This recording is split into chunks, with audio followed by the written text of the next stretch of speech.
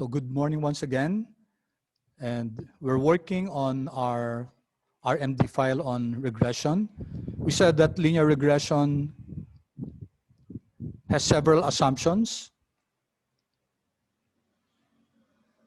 Linearity of data, linearity of the parameters, the constancy of variance, then the explanatory variables should not be collinear as much as possible.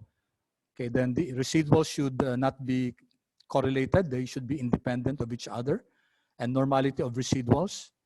These are some of the assumptions that are carried out or are assumed in classical linear regression model. Pag may mga violation dito, then it has to be addressed. And the method used is what we call ordinary least squares.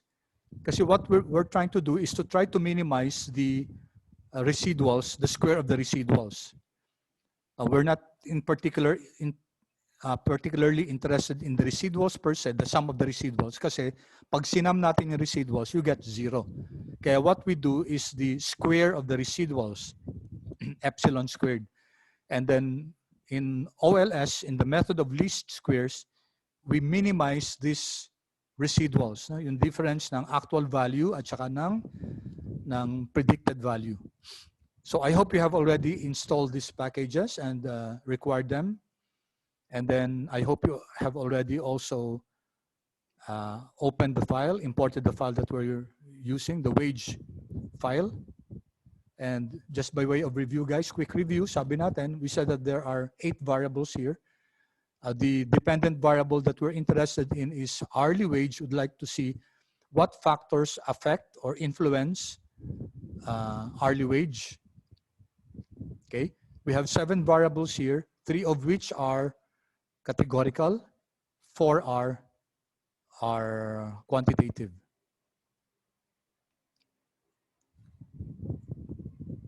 Okay, so we had our first model last time, model 1, and we're regressing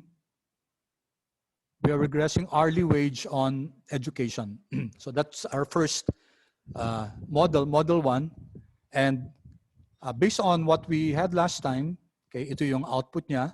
The LM function will generate this output when we call for it summary model 1. Okay, so ito yung output natin. Tapos there are 2 main parts here. Unang-una, ito yung overall goodness of fit. Overall goodness of fit, sabi natin si FSTAT. Degree of freedom 1 is equal to 1, which means isa lang yung predictor natin, education lang. Tapos degree of freedom 2, 524, which is obtained by n minus k minus 1. N is the number of observations, 526. Minus k, the number of predictors, which is 1. And minus 1 to account for the degree of freedom lost by virtue of the computed intercept. No? So that's 524. So kailangan yung degree of freedom 1 and degree of freedom 2 na yan in order to determine the FSTAT. Dati guys, mga tables ang ginagamit, itong Fisher table natin, no? But now with Excel and with this, hindi na natin kailangan yon, automatic na may programs na nagge-generate sa atin ng FSTAT.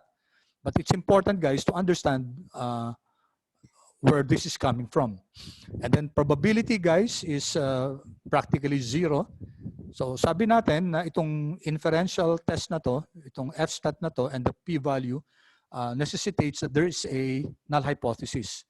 So sabi natin, ang null hypothesis natin dito sa overall goodness of fit is that, sinulat ba natin yon? Ito, no? Beta null is equal to beta 1 is equal to 0. And our inference is that since p-value is less than 0.05, rene-reject natin yung null hypothesis natin na pareho silang equal, yung B null at saka B1. So there's a strong statistical reason to believe that at least one of these parameters, B0 and B1, are not equal to 0. Okay, so yun ang yun ang inference natin dito sa overall goodness of fit test. Tapos meron din tayong individual t-test ng mga parameters natin. Ito yon. So 2 general tests here, overall goodness of fit test and individual t-test. Before we go to the individual t-test, guys, sabi natin itong adjusted R-squared natin is a measure of the capability of the model to explain the variation of your dependent variable. So 16%, 16.48% means that that education as a predictor is able to explain 16.48% of the variability of your dependent variable hourly wage. Okay? So 16.48%, the rest, the unexplained, could be explained by other variables. No? Okay, then punta tayo dito sa individual t-test natin. Sabi natin, ito yung estimate natin. Okay, and we give meaning to this. Ano ibig sabihin ng education? 0.54. Ibig sabihin yan na for every 1 year increase in education, there's a corresponding $0.54 increase in hourly wage. Then we have to put ceteris paribus. No? I don't know if I discussed that with you last time. Did I discuss that? For every 1 year increase in education, there's a corresponding $0.54 increase in hourly wage, ceteris paribus. So isulat ko lang yung ceteris paribus na yan. So that's ceteris paribus. Ibig sabihin, all things being equal. Okay, so this is more relevant kung multiple regression tayo. Kasi ito simple regression lang, so iisa lang ito. So we don't have any other variable to hold constant, no? Okay, so ito naman si intercept. Ano ibig sabihin ng negative 0.90? Ibig sabihin yan, this is the average. On the average, the hourly wage is negative $0.90. No? If for an individual who does not have any education, zero education. Okay, of course, sabi natin na walang practical implication yan kasi wala namang, imposible naman yung negative hourly wage. So we use that just for predictive purposes. Tapos sabi natin na hindi lahat na to papasok sa sa model natin. Only those that are significant, except for the intercept. No? Si intercept, ang practice, ginagamit pa rin natin siya, sinasama natin siya sa model kahit na siya insignificant. Ang importante, yung mga independent variables, sila dapat yung yung significant. Okay. And then, okay, sabi natin, guys, ito yung equation niya, no? Ito yung equation.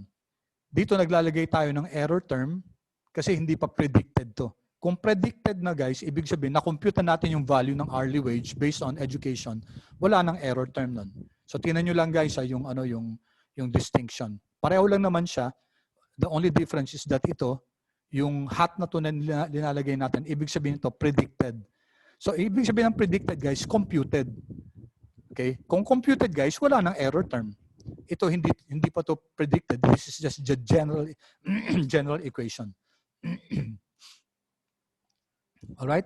So, we looked also at SST, SSR, SSE. Sum of the squares of the total, we said that this is defined as the variation, the variability of your hourly wage, okay, based on a base model which is yung mean ng hourly wage itself. So dito hindi tayo gumamit ng predictor na X. Ito, kinompare lang natin yung variable natin to the mean. Okay? And then we sum that up, we get the sum of the squares total. Sabi natin, hindi natin sinasum yung difference lang kasi yung difference niya, 0. No? Kaya we have to square it. Okay, then this one, residuals. Residuals, guys, kino-compare natin we're comparing the actual value minus the predicted value. Okay, so may model tayo, predict natin yung hourly wage, compare natin sa actual yan, error yon, residual yung difference sila, difference squared. Okay, and last one, okay, dala baka may nag-ask.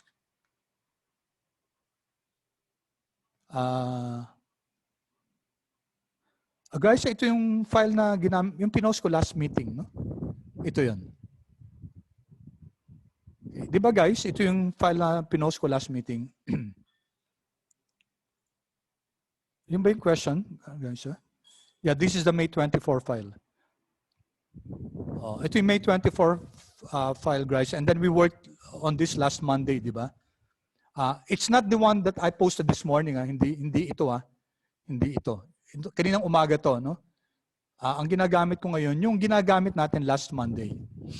Okay. So tatlong measures, SST, SSR, SSE. So si SSR guys, ito yung na-explain ng predicted value ng model natin. So dito gumamit tayo, yung predicted natin guys, gumamit tayo kay X. No? Ginamit natin si X. Okay, it's okay guys. Ginamit natin si X, ito din ginamit natin si X. So how will we compute for the error terms? Kailangan i-compare natin si predicted with the actual. How will we compare the regression? How will we compute for the squared regression, guys? Kailangan gamitin natin si predicted, compare natin dun sa mean ng hourly wage. Okay, and we said that SST is simply the sum of SSR and SSE. And dun ang galing, guys, si RSQ, si R squared. Si SSR, yung regression squared, ito yung na-explain ng model natin divided by the total variation, the total variance. So that's your R squared. Kaya nga, that now it's understandable why R squared is called your coefficient of determination, which is the proportion of the variability of your dependent variable hourly wage that can be explained by your model. Ang model natin, ito, sa model 1 natin, ang predictor natin si education.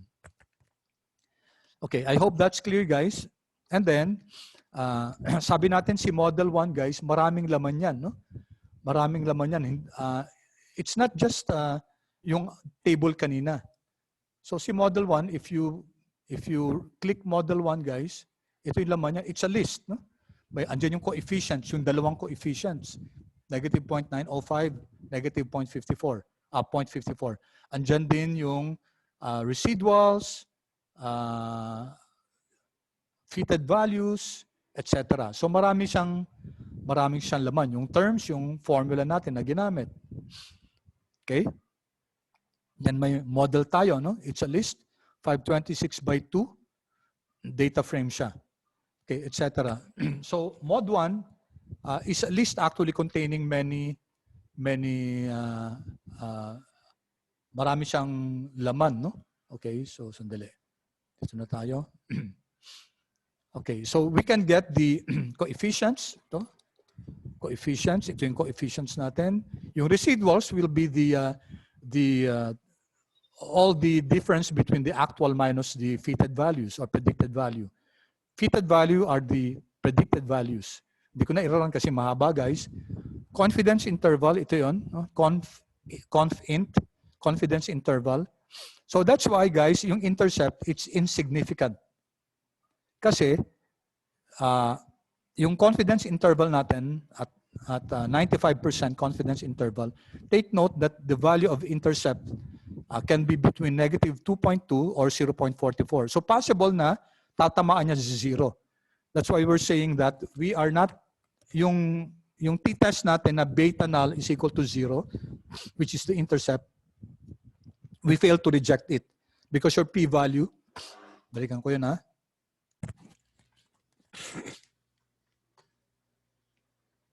Our p-value, guys, is this one, no?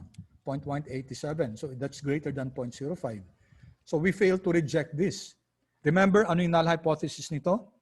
Null hypothesis, beta null is equal to 0. So we fail to reject that null hypothesis. So there's strong statistical reason to believe that your beta null is equal to 0.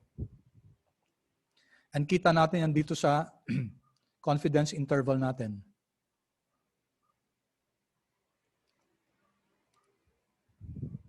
Okay? So na yan. This one, no? Confidence interval natin. Also, there's a measure of AIC. See, education naman, guys, tingnan nyo ha. Yung confidence interval natin dito, 95% confidence interval natin, 0.436 to 0.64. Ibig sabihin, it's impossible that for 0 to exist between these values.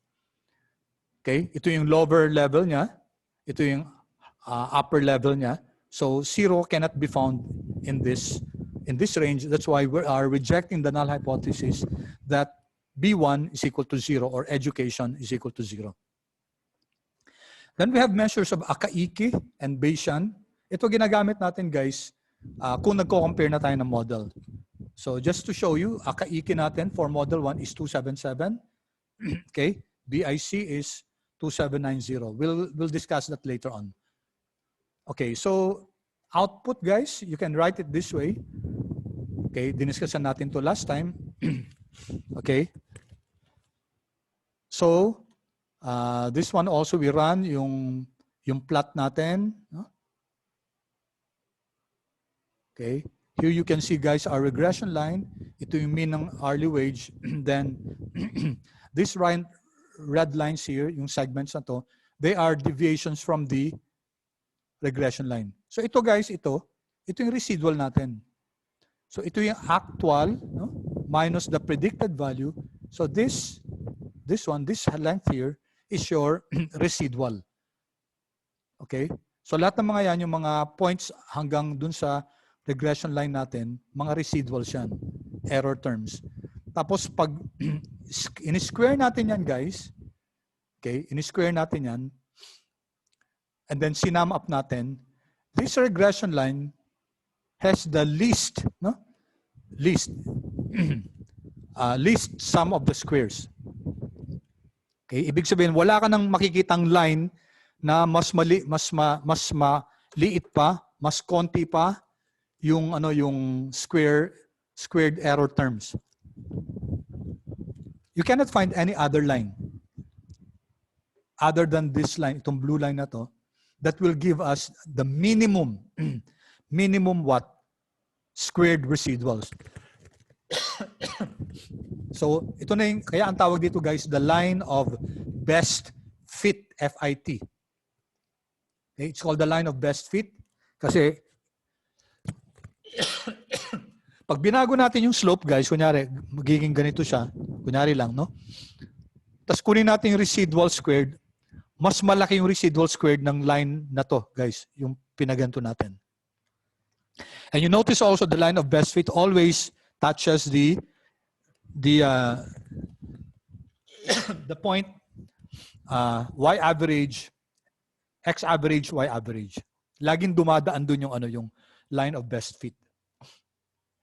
Okay? So, what we're going to do now, guys, is nga pala itong object na to, di ba? Yung augment mod 1 from Broom, it will give us an object which has hourly wage education. Okay, very useful to, no? Residual, standardized residual, okay, and then Cook's distance. Okay, how did we get fitted, guys? Yung fitted natin, ito yung nakuha natin dun sa model natin, yung -9 plus 0.54 times education. So if you multiply that equation with 11, okay, you get this. This is the predicted value. No? Tapos, yung actual minus the predicted, that's your residual. Yung standardized residual, this is just the standardized value of your residual. So, guys, paano nako-compute yung standard values or normalized values? Di ba, naalala nyo, guys? Kung naaalala nyo sa stat nyo, x minus mean divided by the standard deviation. Yan yung equation, di ba? That's the equation to get your standard values. So gawin natin din dito, no? So let's compute for the standardized residual. So let's copy this value, okay, minus ano? Kunin natin yung average ng residuals, no? So how do we get the residual, the average of the residuals? Okay, so we get the mean, no? Mean ng ano? Mean nito. Ano ba to, guys? So this is coming from this object, mod1 dot diagnostic dot metrics, and then $sign. Kukunin natin yung mean ng resid, no? So, dyan na sa baba. Ayan. So, madaling i-type, no? Okay. So this minus the average of your residual, then divided by the, copyhin natin to, Control C, Control V, and just get the standard deviation. Okay. So, this is it, guys. Ito yun, no? That's how we computed for the standardized residuals. Siyempre, standardized residuals should be the standardization of the residual value. Okay, so let's run this. Negative 5577. Sige. I-copy ko na lang to sa chat para if you want to write that and check. Okay. So you might wish to run this in your console. Tapos you'll get the standardized residuals yan, 5577. Okay, of course hindi lang eksakto kasi itong 1.95 naman na to, ito hindi naman eksakto talaga yan eh. Ibig sabihin marami pa yung iba. Alright, so itong Cook's distance, guys, sabi natin, it's a measure in order to determine if a certain value, if a certain observation is an influential point. Ang influential point, guys, ang ibig sabihin yan, kung tanggalin natin yung anong yun, kung tanggalin natin yung observation na yun, it can drastically change the regression output. So yun ang ibig sabihin ng influential. Malaking influence niya sa output. Pareho ba yung outliers sa influential? Hindi. Magkaiba yun, guys. Not all outliers are influential. But all influential points are outliers. Kuha nyo? Not all outliers are influential points. Okay? But all influential points are outliers. Okay, so that's a distinction, no?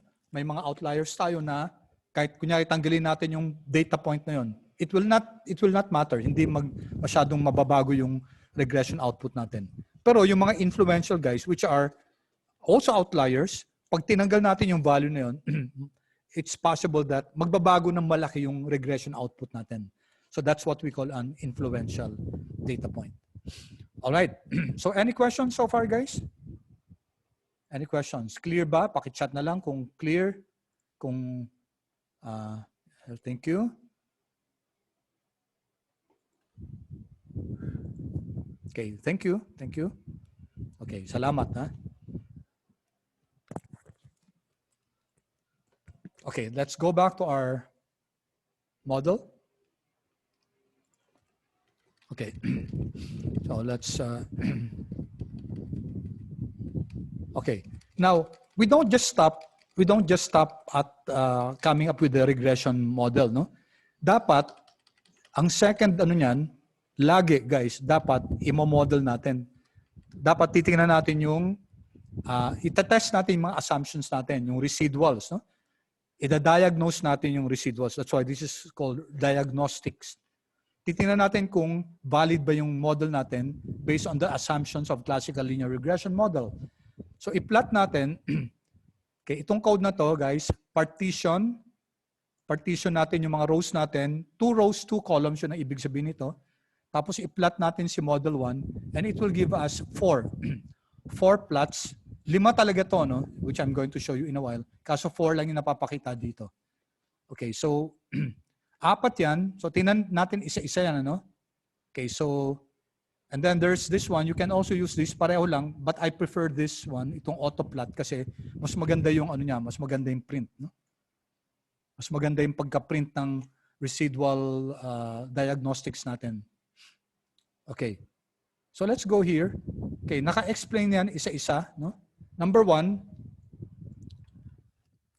yung plot number 1 natin, residuals versus fitted. Pakilagyan nga nito, guys. Pakilagyan tong chunk na to. I think hindi ko linagay sa inyo to, no?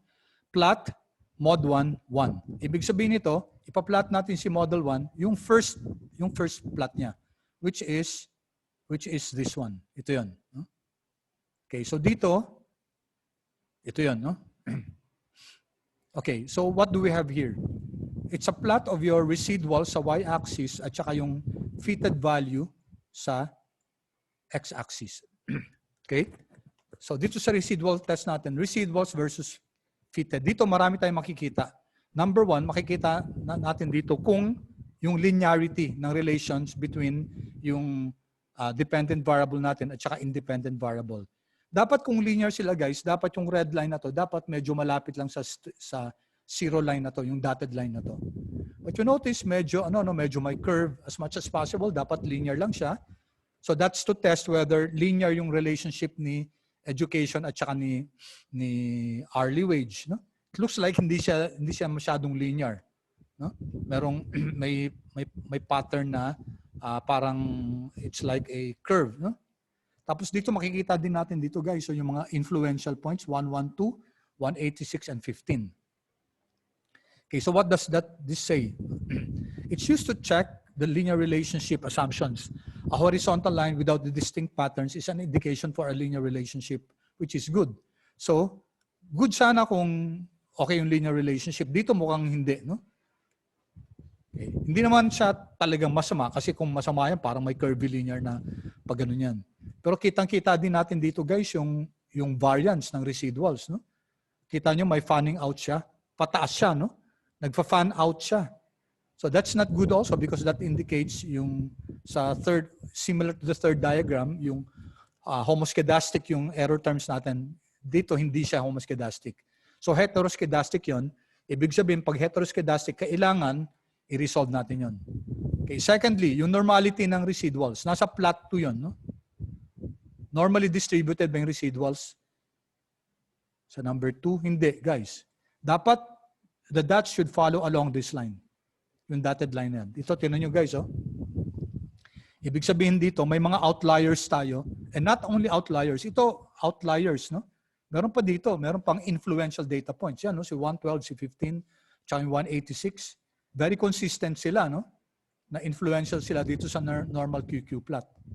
And then you have this, which scale location, which checks on the heteroskedasticity, homogeneity. So ito, ang pinaplot natin, yung standardized residuals, yung in-explain ko kanina, at saka yung fitted values. Again, similar to sa number 1. So dapat as much as possible, dapat straight, as much as possible. Imposible naman talagang straight line. Pero as much as possible, dapat close to a straight line. And then dapat yung variance natin, dapat hindi yung residuals natin hindi nagfa-fan out, no? Hindi constant yung variance, so tingnan nyo medyo pataas na ganun. So this violates actually yung homoskedasticity na assumption natin. Yan, no? Horizontal line with equally spread points is a good indication of homoskedasticity. This is not the case in our example where we have a heteroskedasticity problem. Okay, yung number 4, yung number 5, guys. Notice yung number 5. Ang inaano ito, residuals versus leverage. So si 5 and 4, ang pinapakita dito yung influence points. No? So dito sa 5, ito yon, kikita natin dito na may mga influential data points tayo. Oops. Ayan, no? Si 112, 59, tsaka 379.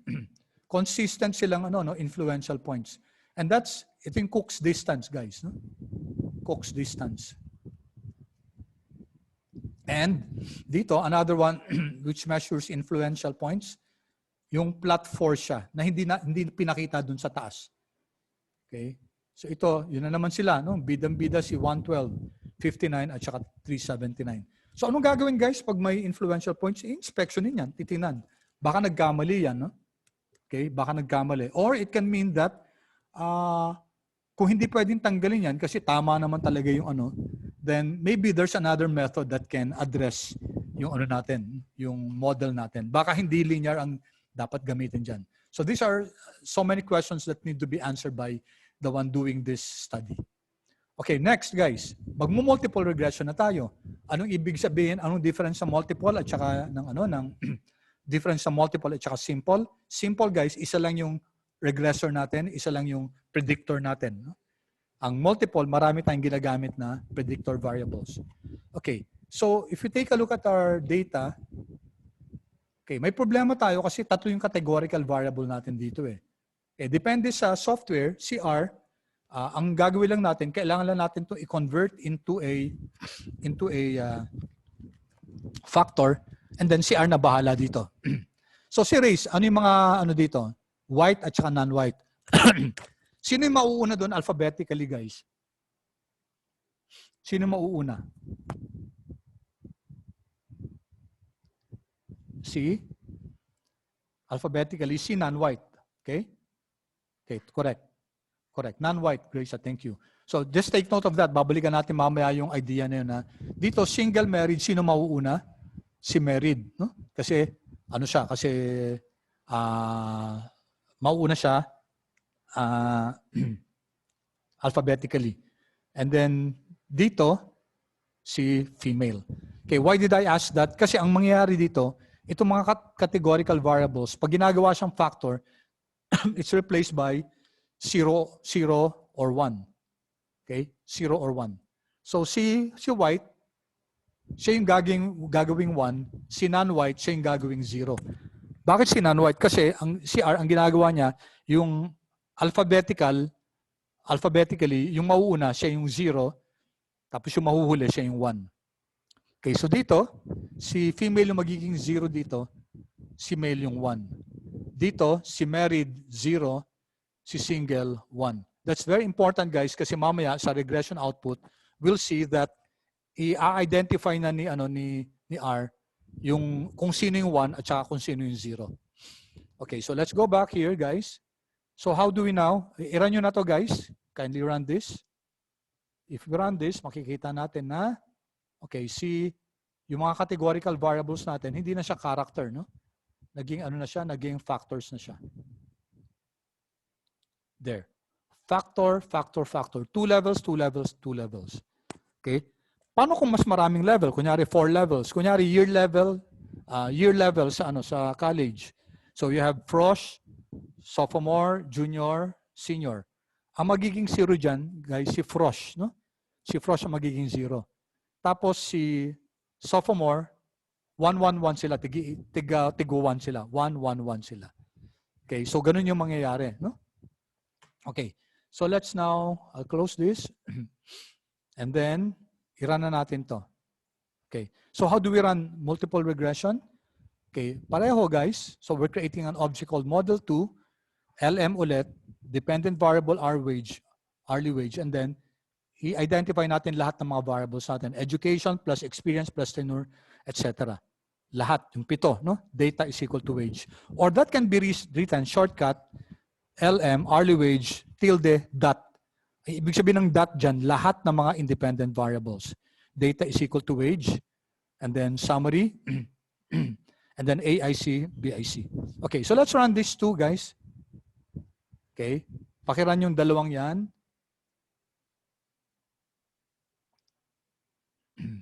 Okay, okay, naran nyo na, guys.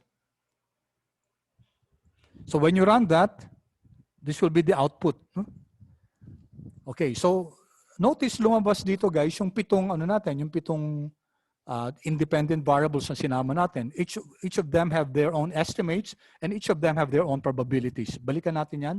Punta muna tayo dito sa overall goodness of fit test. Yung F statistic natin. Value is 43.54 on degree of freedom 1, 7. Bakit 7 to? Pakichat nga. Bakit 7 yung degree of freedom 1 natin? Any guess? Bakit 7?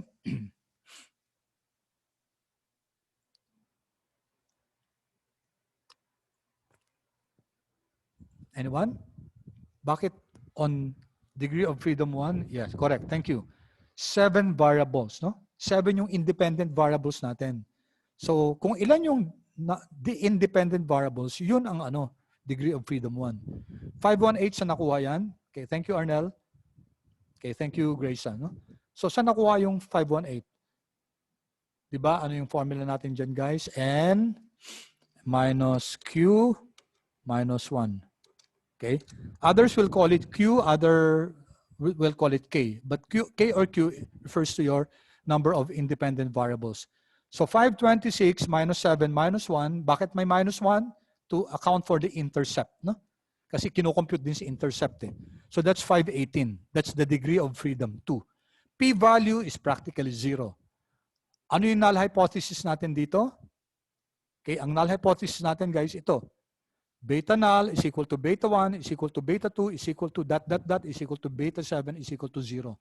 So lahat ng mga parameters natin kasama dyan sa overall goodness of fit test. And since the p-value is less than 0.05, then we reject this null hypothesis. So we say that we have strong statistical reason to believe that at least one of the parameters is not equal to 0. Hindi naman natin sinasabi na lahat ng parameters not equal to 0. Ang inaano lang natin, ang claim natin, at least one of them is not equal to 0. So hindi totoo na lahat ng mga parameters natin equal to 0. Okay. So notice guys that the R squared nag-increase, di ba? From 0.16 kanina naging 0.37. So anong gusto natin sabihin dito? Adjusted R squared 0.36, which is lower than your R squared. Expected yun, mas mababa si adjusted R squared. Kasi pinapenalize natin yung model for including other independent variables. Be that as it may guys, 36% of the variability of your independent variable hourly wage can be explained by our model, which consists of these independent variables. So that's an increase compared to the simple linear regression lang. So masasabi natin na in terms of adjusted R squared, mas maganda yung multiple regression natin na kasama tong lahat na to. Okay?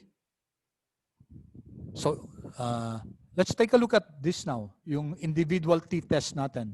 Individual t-test of our parameters, of our independent variables.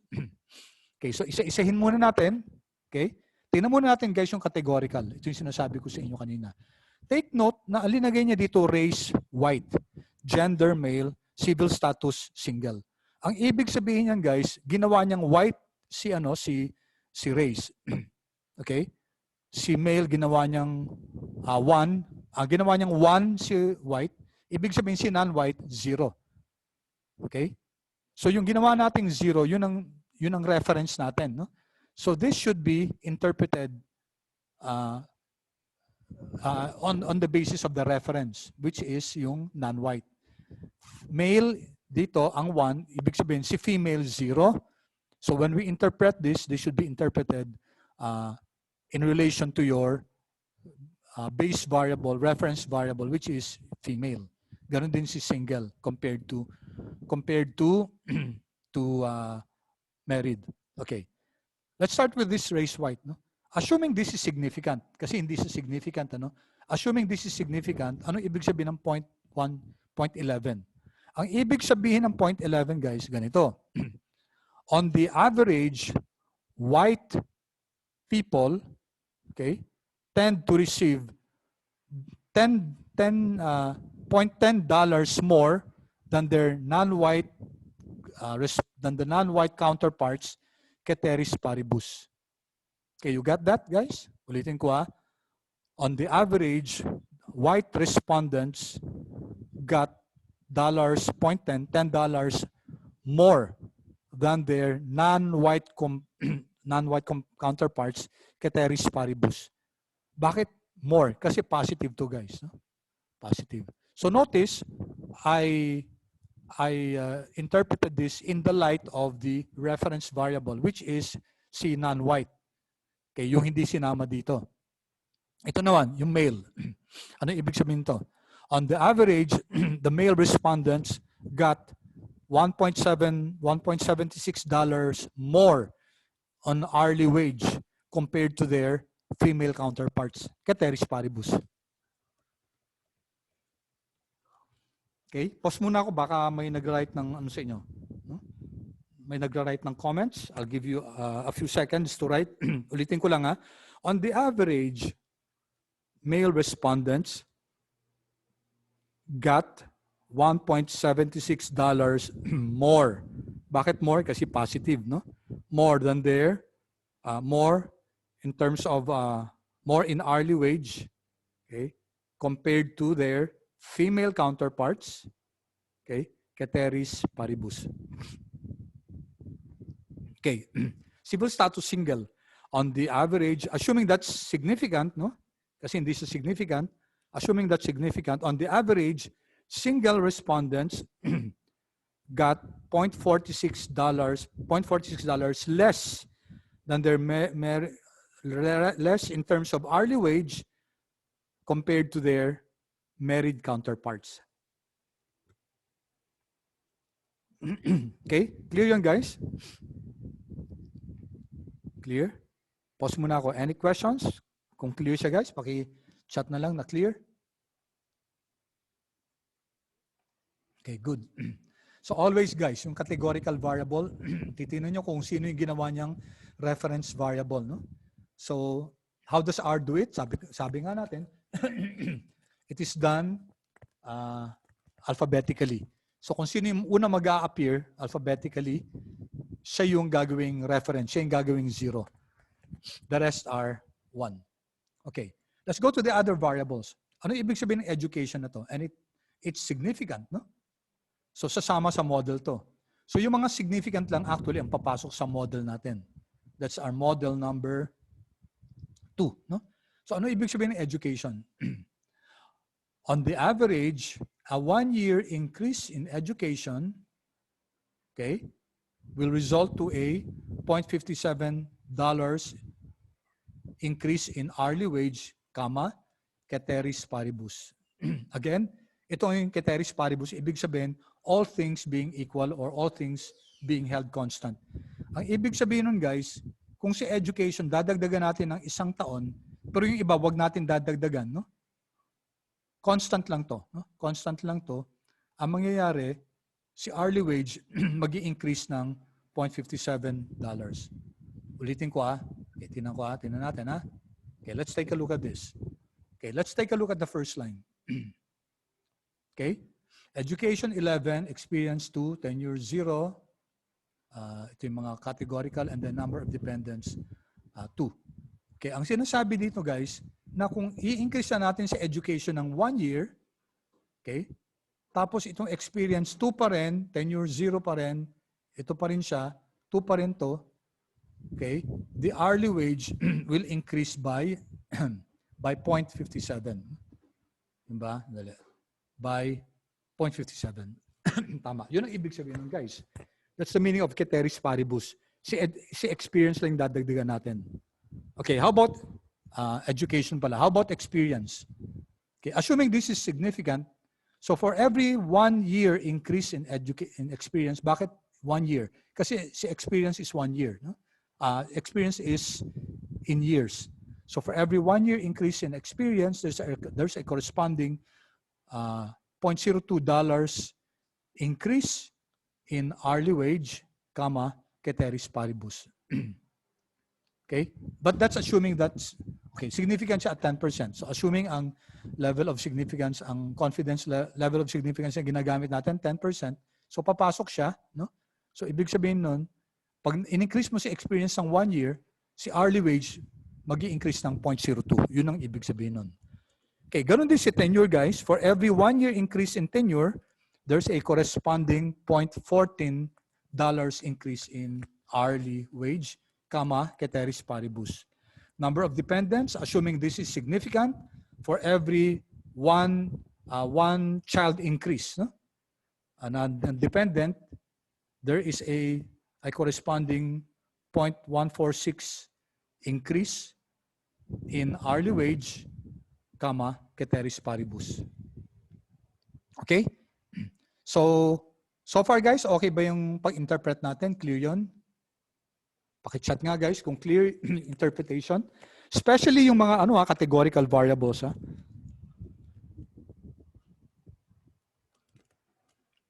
Okay, thank you. So yun ang kagandahan ni R guys. So, siya na mismo nag-assign ng reference variable. In that case, yung nag-appear alphabetically first, ginawa niyang 0 yon, the rest are 1. So ito i-interpret natin with reference to our reference variable or benchmark. 0.11 more than non-white. 1.76 more than female. Negative 0.46 less than married. Yun ang ibig sabihin ng mga yan, no? Yung mga categorical variables. So I hope that's clear. Yung mga hindi categorical, guys, straightforward yung interpretation. So what will be our model? Ang model natin, guys, tatanggalin natin yung mga hindi significant. Okay? Okay, if we're going to follow strictly yung 0.05 na level of significance, matatanggal tong matatanggal tong experience kasi 0.07 lang siya. Okay? So let's now proceed. Okay, so gagawa na tayong panibagong model. Okay, wait. So, compare natin si AIC at saka BIC ni Model 1 and Model 2. Compare natin. You see that AIC is lower for Model 2 and so is BIC. So, based on that, guys, sino mas magandang model? Model 1 or Model 2? Sino mas magandang model based on Akaike at saka Bayesian information criterion, guys? Sino? It is model number 2. Kasi mas mababa siya eh, di ba? Sabi natin kanina, si AIC, BIC, ginagamit natin yan to compare models and see which is the better model. So based on AIC, BIC, mas maganda si model 2. Based on R-squared, adjusted R-squared, mas maganda si model 2. Okay? Alright. So, tapos na ba yun? Hindi pa guys, hindi pa. Kasi, may mga insignificant tayo. So, hindi natin pwedeng tanggalin lahat yan. No? Nasabay-sabay. Tapos, yung mga significant lang ilalagay natin. Bawal yun. Kasi, pag nagtanggal tayo ng isa, baka may isang hindi, pag one at a time lang, it's possible that one of these may become insignificant. Huh? Or one will become insignificant and the other one will become insignificant and the other one will become significant. So the method used is what we call stepwise regression. Okay, this is what we do, no? We do stepwise regression. So ano ibig sabihin ng stepwise regression? Magtatanggal tayo ng variable one at a time. Okay? Now, dalawang klaseng stepwise, actually tatlo, no? But we're just going to look at two. Yung isa, forward stepwise, yung isa backward na stepwise. Ang ginagamit natin yung backward kasi mas madali siya. So ang ano nito, ang logic nito, ilagay muna natin lahat ng mga variables tapos isa-isa natin tanggalin hanggang maging significant na lahat. That's what we mean by stepwise. Pero one at a time lang yung tatanggalin, guys. No? So ano yung magiging candidate natin for the leaving, L-E-A-V-I-N-G, yung tatanggalin?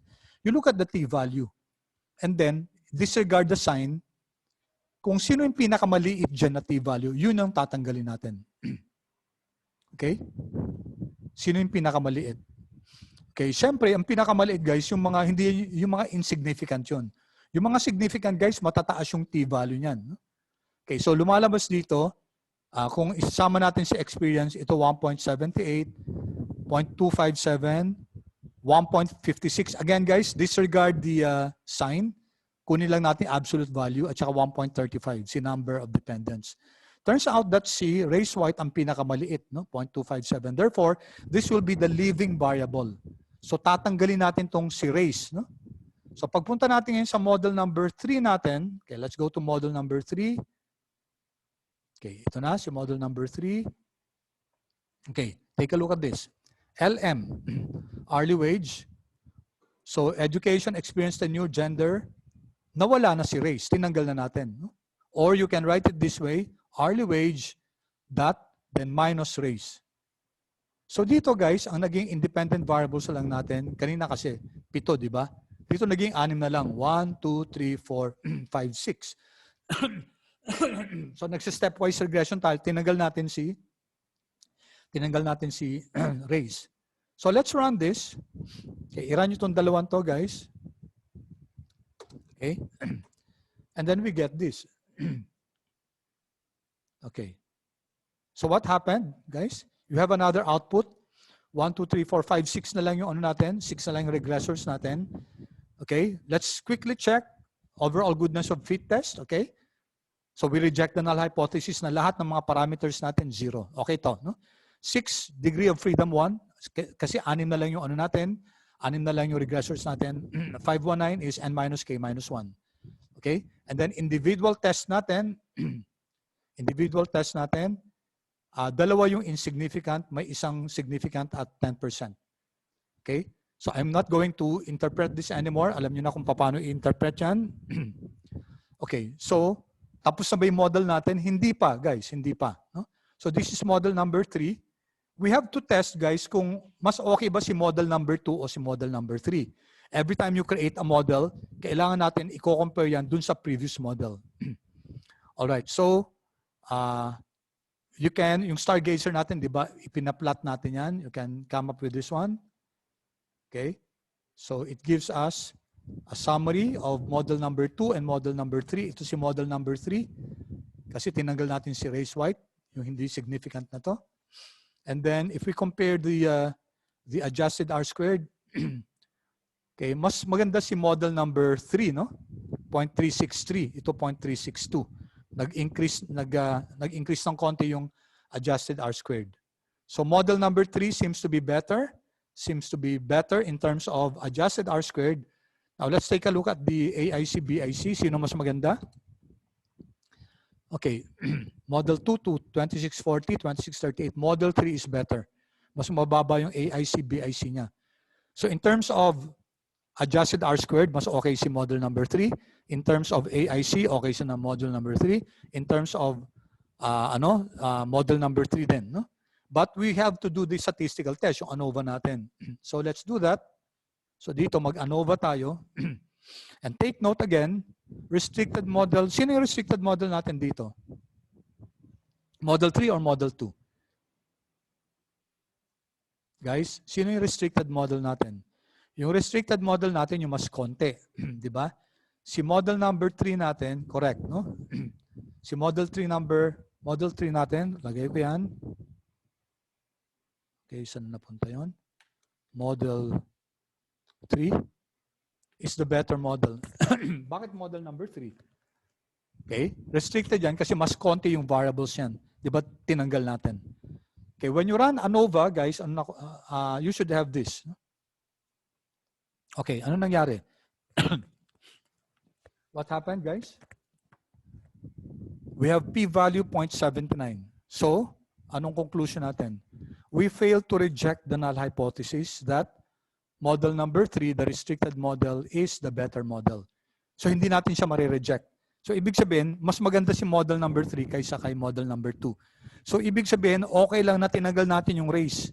Kasi wala naman siyang bearing dun sa model natin. So, yun ang sinasabi dito sa ANOVA natin. Mas okay na tanggalin si race, statistically insignificant siya because it was not a good predictor of hourly wage. That's what this analysis of variance is telling us. Okay? So, tapos na ba? Hindi pa. Pupunta tayo sa model number 4 kasi meron pa tayong mga insignificant, no? So, between the insignificant variables, isama na natin to si experience kasi 0.10 siya. Sino yung tatanggalin natin? Tatanggalin natin, guys, si number of dependents. Bakit? T-stat niya, lowest among the 3. No? Lowest in terms of absolute value, 1.58, 1.33, 1.78. So, tanggal si numDep. So, ngayon, magmo-model number 4 na naman tayo. No? Model number 4, living variable is numDep. So, dito, guys, education, experience, tenure, gender, civil status. Wala na si race, wala na si numDep. Okay? Model number 4 natin yan. Okay? So, Control-C, I don't think andiyan yan. Para mas mabilis tayo, you might want to copy ko na lang to. No?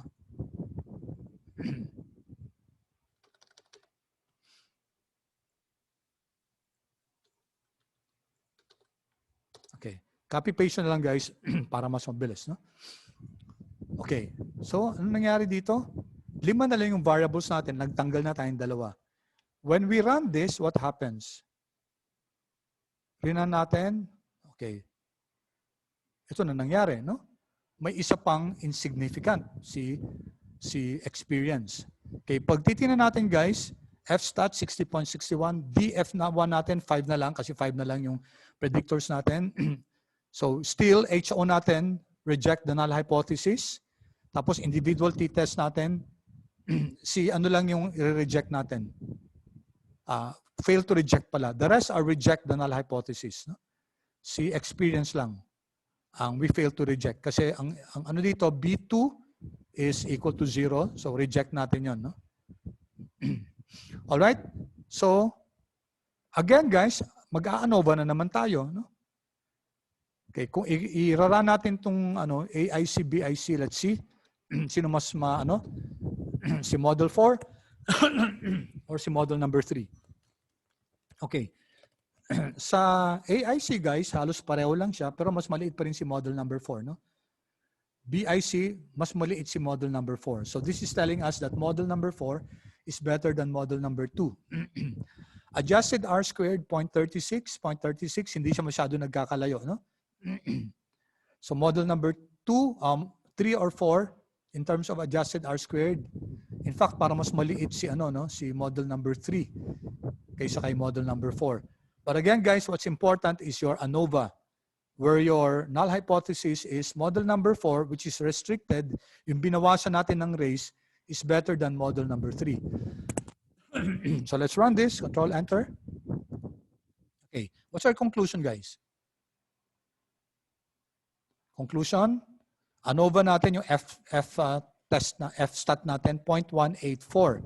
This is greater than 0.05, therefore, we fail to reject the null hypothesis that model number 4 is better than model number 3.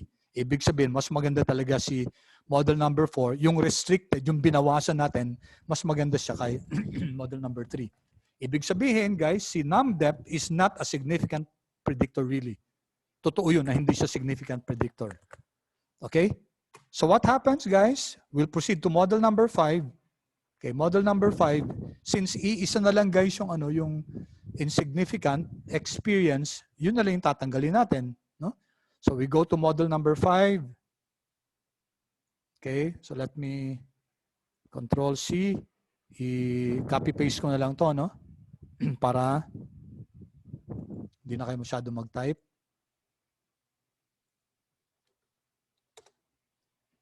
Okay, so that's model number 5.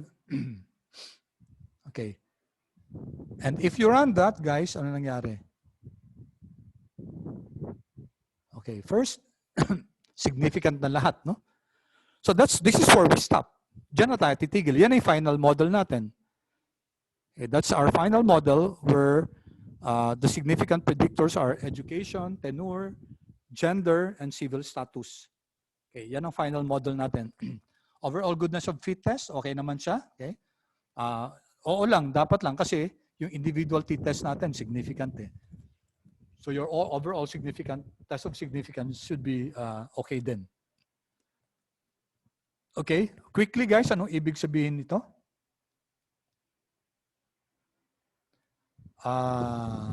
Hala, sorry may nakalimutan ako guys, sorry Balik lang ako ng konti dito sa model number 1 natin.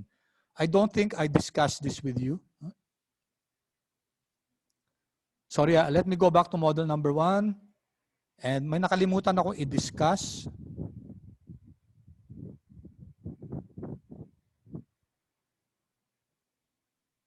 Hindi. Model number 2 na lang. Model number 2. Where is model number 2?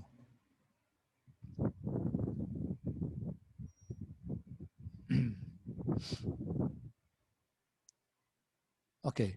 Model number 2. Na-discuss ko ba yung intercept, guys? Ito negative 3.38. Pakichat nga. I don't think so. Okay, sige. Thank you, Arnel. Okay, ano ibig sabihin nitong model number 2 tayo Let's assume that all of these are significant na lang, no? Para just for discussion purposes. What's the meaning of negative 3.38? Diba ang intercept, guys, that's the value of your hourly wage, the value of your dependent variable if all your independent variable are 0. Kasi pag ginawa mo yung equation to, tapos lahat ng ginawa mong 0, ang matitira yung intercept lang. Okay? Although sabi nga natin walang practical implication yan kasi ibig sabihin nun negative 38 yung negative 3.38 yung sweldo. There's no such thing, no? But for modeling purposes, ginagamit pa rin natin to. So ano ibig sabihin nito?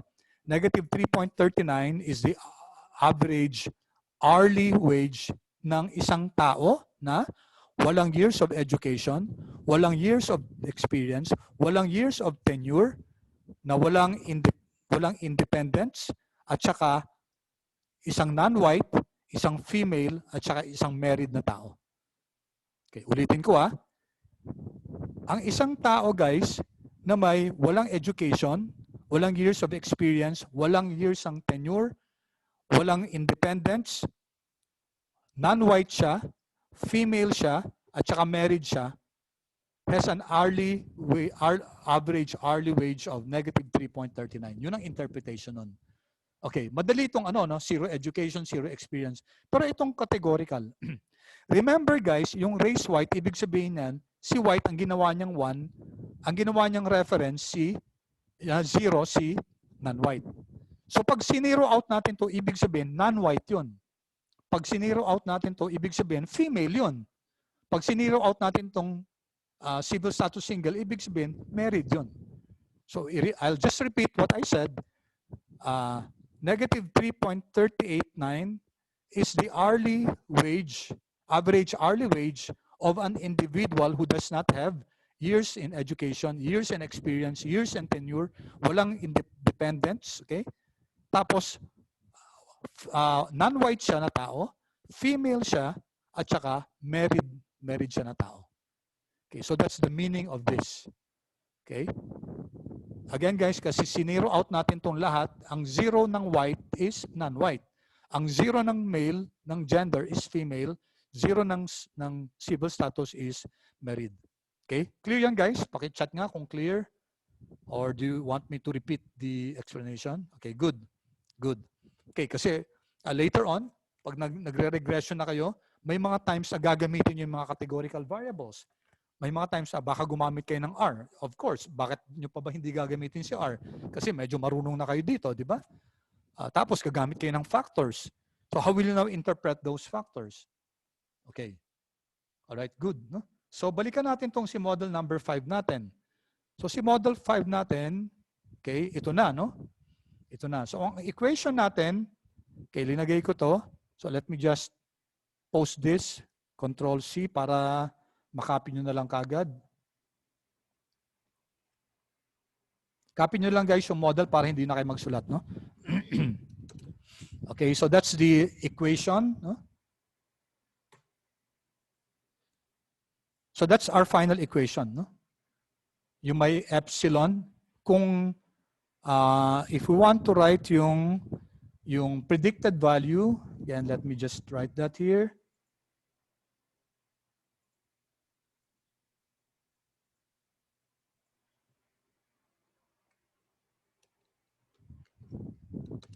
Okay?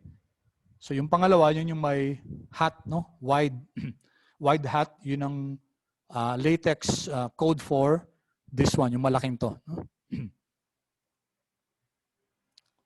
Okay, back tayo dito sa ano natin, sa model natin.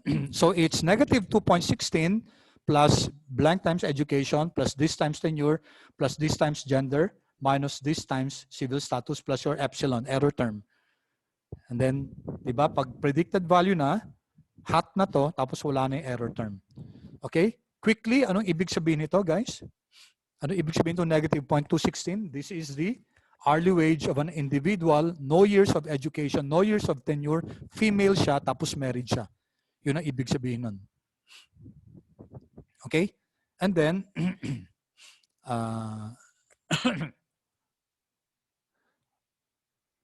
okay. Ano guys yung ano? Ano yung average hourly wage ng isang tao na ano na isang tao na walang education, walang tenure, tapos male siya, tapos single. Ulitin ko ano yung average wage ng isang tao na walang education, walang tenure, male siya, at saka single siya? So, ang mangyayari niyan, guys, ganito. This one, negative 2.16, 0 to, plus this. I-add natin to. Kasi ang sabi ko, male siya. So, kasama to. Single siya. So, kasama to. So, what will happen is that this, negative 2.16 plus 15, kasi 0 education, 0 tenure, male siya. So, dadagdag natin to 1.71. Tapos, single siya. Ima-minus natin yung 0.68. Whatever you get there, guys, is the average hourly wage. Okay, Arnel. Okay, plus. Ang sabi ko, Arnel, ang sabi ko, okay, so, mawawala na yung male, no? Times male, mawawala na siya kasi 1 yung male, di ba? So, times 1 yan. Tapos yung single, times 1 din. Okay? So tama yung sinabi ni Arnel, ano? Pero Arnel, i-multiply mo yun ng 1 yung male, kaya magiging 1.71 na lang. Okay, thank you Michelle, thank you Ken, no? Tama yung inano ni Michelle. That's it, no? If you do this, copying ko to. Control C. Are we getting ano? Oh yan, yung sinabi ni Ken, negative 1.13.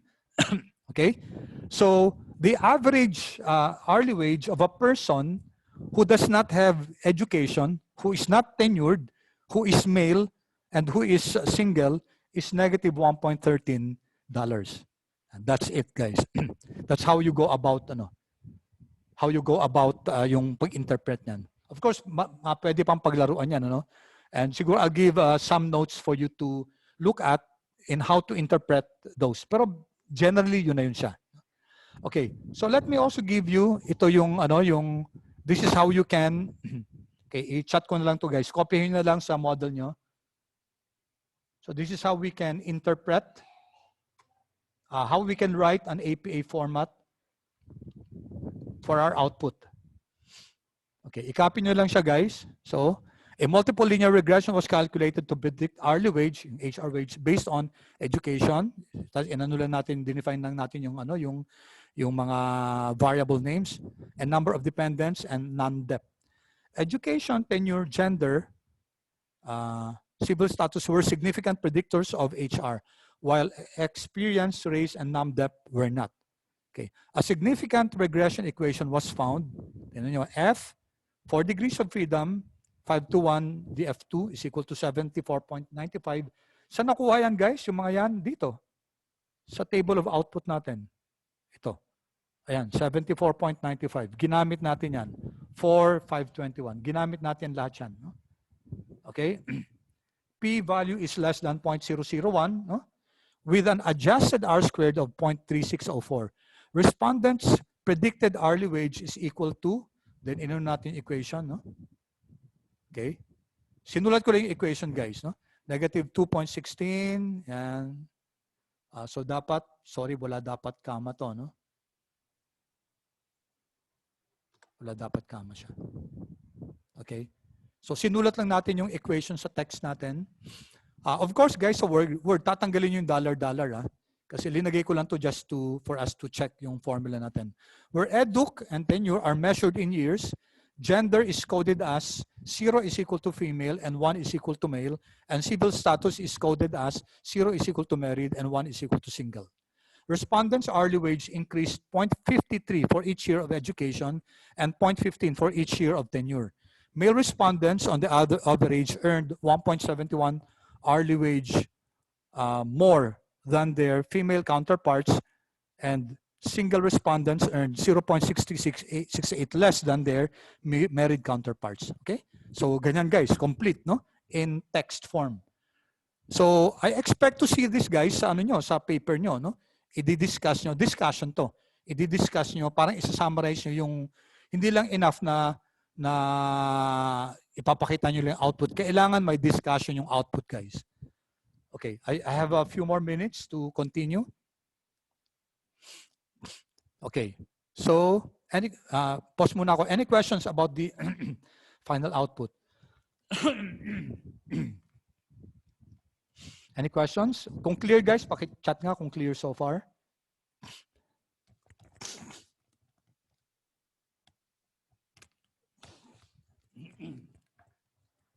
Sir.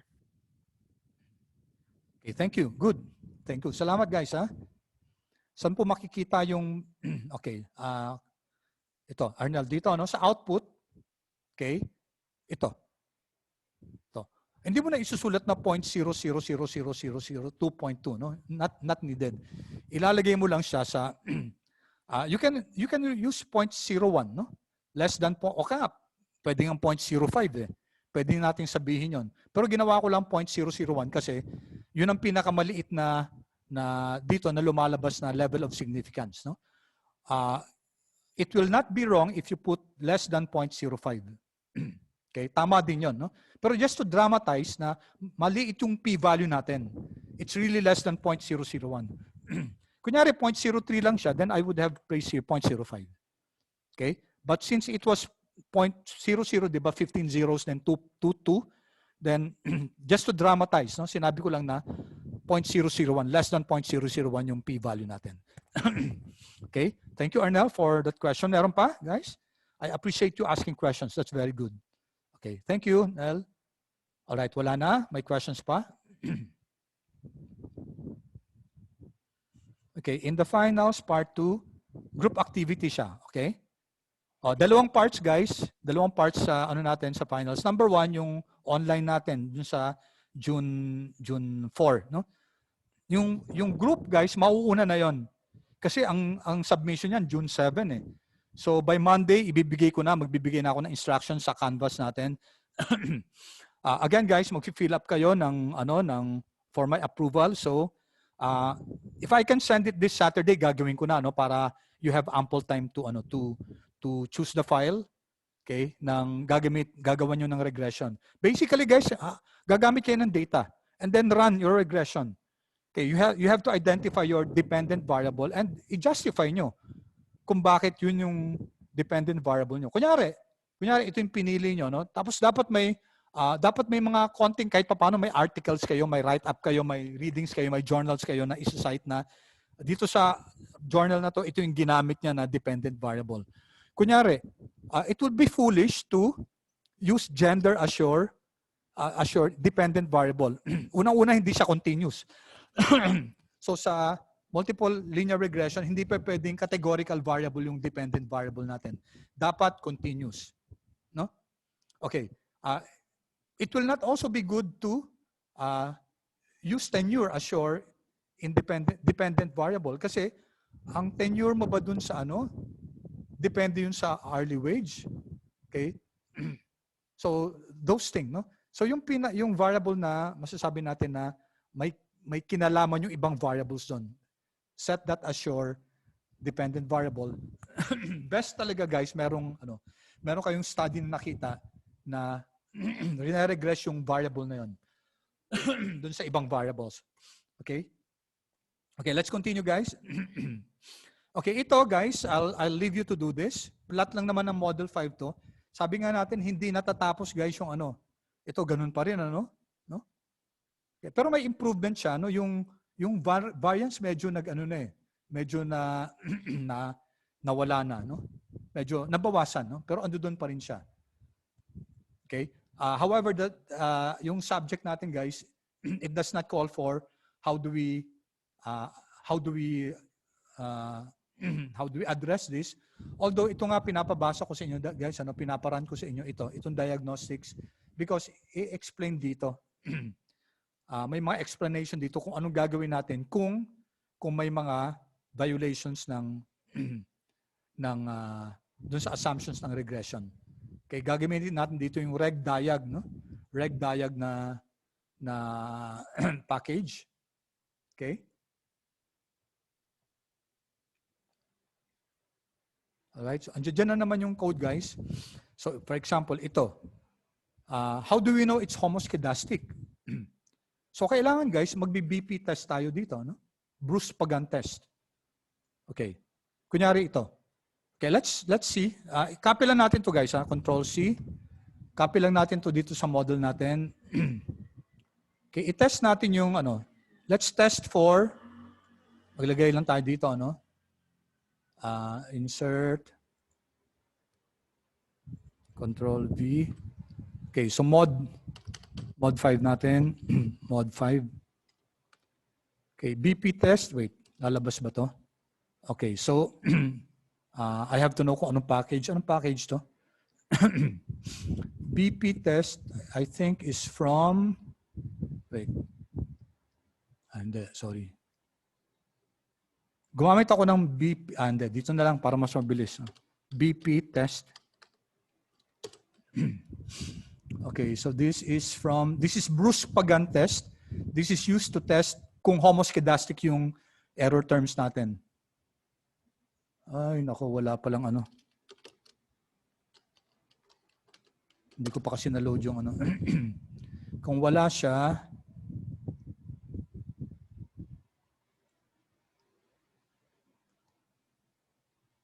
okay, let me see if I can I can identify kung anong package siya. Baka nakalimutan ko na kung anong package. Dritarium. May nag-chat. LM test. Okay, sige. LM test, yung BP test. Okay, so it's from the package LM test. So balikan natin, ilagay natin dito kahit hindi natin i-run yung LM test. LM test. Okay? So namespace natin para hindi na natin i-install si ano. Okay, this one. Okay, there. Yan, guys, no? Studentized Bruce Pagan test. Okay. So dapat alam natin kung ano yung null hypothesis nito.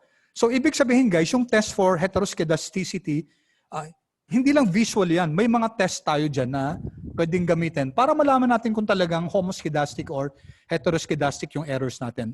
So that's why, guys, I posted this to help in determining, guys, yung mga diagnostics natin. No? Okay, now I'm not going to go there, guys. So I leave you guys to look at this. Okay, so sana basahin nyo, guys. Linagay ko naman dito yung ano ito. Okay, ito no? Ito. Sa BP test, guys, ito yung ano natin. This is our null hypothesis. So lagi, guys, sana I hope na clear sa inyo na laging pag may statistical test, dapat alam natin kung ano yung null hypothesis natin. And then here, p-value is less than 0.05. Therefore, ano natin dito? Ano yung conclusion natin? We reject the null hypothesis na yung error terms natin are homoskedastic. So, we have strong reason to believe that our residuals are heteroskedastic. Okay? All right. So, tingnan nyo, guys, yung I expect you to do that, guys, yung diagnostics then, and then may konti explanation, kahit konti. And be guided by this. Be guided by this, itong diagnostics. Okay, ito, time na pala, no? Time na pala. Guys, ito, stepwise regression to, and this is, yung kanina inisa-isa natin, ito, isahan lang lalabas na. Let me just show you one, isa lang, guys. So ito, dalawang klase, forward at saka backward regression. Ang ginamit natin, forward regression, tapos dalawang klase yan, forward regression using AIC, and backward regression using p-value. Okay, so paki-copy lang to, no? Control C lang. Tapos